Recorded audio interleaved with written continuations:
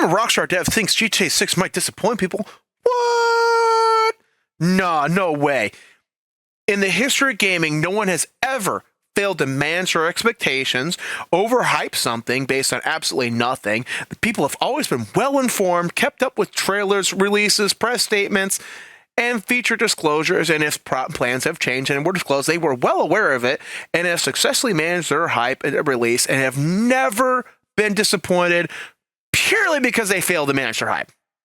That is not something that has ever happened, nor will ever happen in gaming. Okay, sarcasm aside, obviously some people are going to overhype this game and be disappointed. It's inevitable. But let's see what this dev had to say. Obi Vermeij, apologies for butchering your name, was a former developer that worked on Grand Theft Auto 3, San Andreas, the best Grand Theft Auto, and Grand Theft Auto 4, my least favorite Grand Theft Auto. Except for the Ballad of Great Tony. That was some good Grand Theft Auto. He used to run a blog until Take-Two, through Rockstar, told them to knock it off and stop giving away their secrets. So recently, in an hour-long interview with Santa Play, he talked about a bunch of stuff where he said, I don't think it's going to be wildly different from Grand Theft Auto 5, referring to Grand Theft Auto 6. I think maybe people might be a little disappointed on the first day, but it's still going to be the best game out there. He has a point. There's a very good chance that a lot of the leaks are not going to be true. They're not going to add all these new crime elements like classic Grand Theft Auto games where you're going from rags to riches, even though that is literally what the audience has been demanding for years. And yet, for some reason, companies keep thinking, oh, hey, you want to pay off your student debt? No, rags or riches. Oh, hey, you want to be in a epic drama involving betrayal and all that? Well, yeah, but do I still get to go rags or riches? A bit, kind of.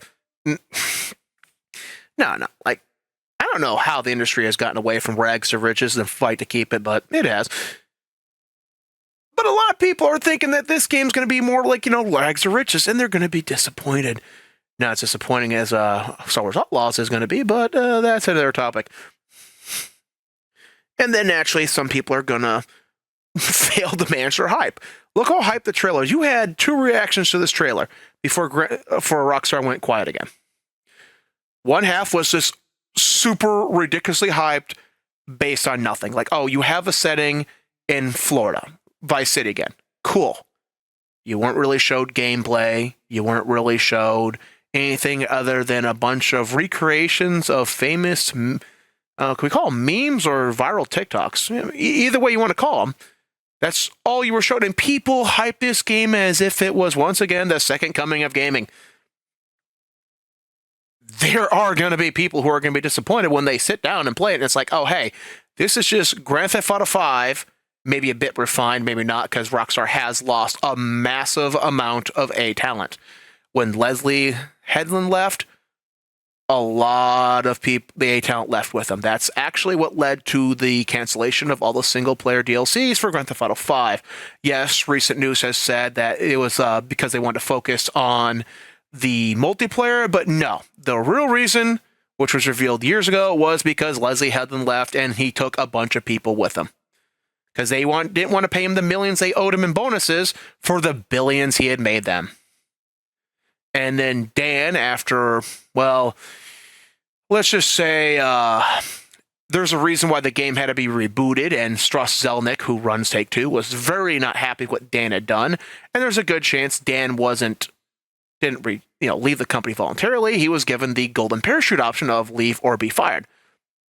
Well, when he left, he took a lot of the A talent with him as well.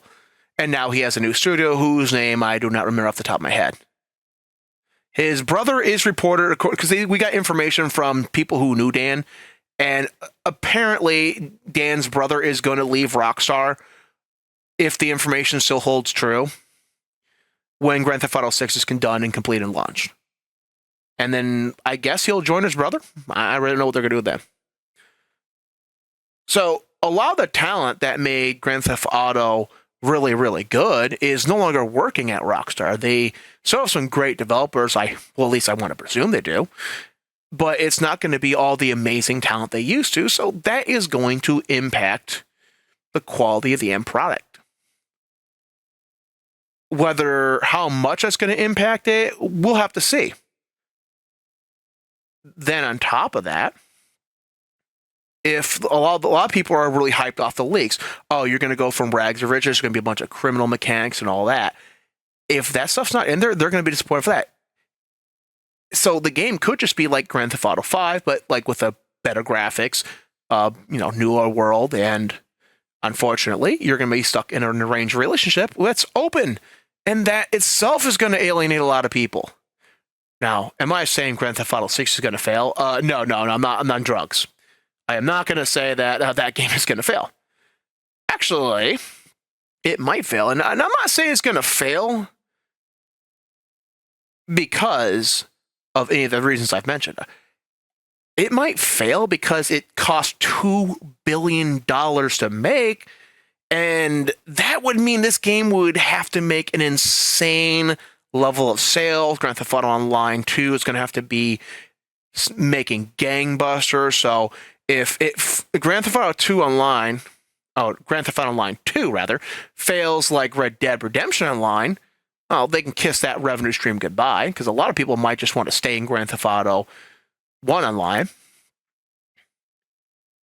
And projection-wise, I've made videos on this before, it's going to take between 3 to 4 years to recoup $2 billion. And that's if it sells gangbusters. No, it could come out and it could be like really super great, which would be awesome, because I don't want that game to fail. I don't want the games to be bad. I'm just cynical, so I'm going to expect a lot of them when I see elements that I indicate it will fail. I'm just going to call them out on that. So it could come out and it could actually outperform Red Dead Redemption 2. It could outperform GTA 5. Yeah, I said GTA 6 there for a second. Yeah, it could outperform itself in another timeline. That could happen, but if it fails, it's not going to fail for like quality or anything like that. It's going to fail because they put too much money into development and let it sit in development hell for too long. And then the other decisions they made that really kind of turn people off of it, or failings they had, are what's going to lead it to not making the money they need to make. This game is going to have sales figures that other devs would dream of. And that's a scary thing, is that you could have games that have 20, 30 million sales and then still not make money because they couldn't manage a budget. But what do you guys think? Do you think you guys are going to be disappointed? Are you guys managing your hype? What features do you want to see in this new Grand Theft Auto? Now, I'll be honest, I want to see rags to riches. I say that every Grand Theft Auto-like game, rags to riches. I want to start as a nobody, or at least maybe like a low-level criminal, and I want to, by the end of the game, be a crime boss. I want to be super rich, affluent, wealthy. I really hope they actually axe that open world. Yeah, Grand Theft Auto, get rid of that mechanic that everyone loves. Now, I want to see them get rid of that open relationship mechanic or story element.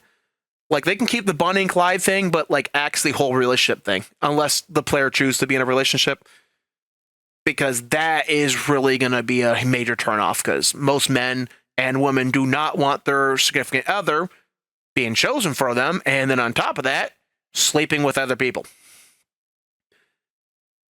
And beyond that, yeah, Grand Theft Auto 6 has a great chance to be really good if they kind of knock off some of that DEI stuff.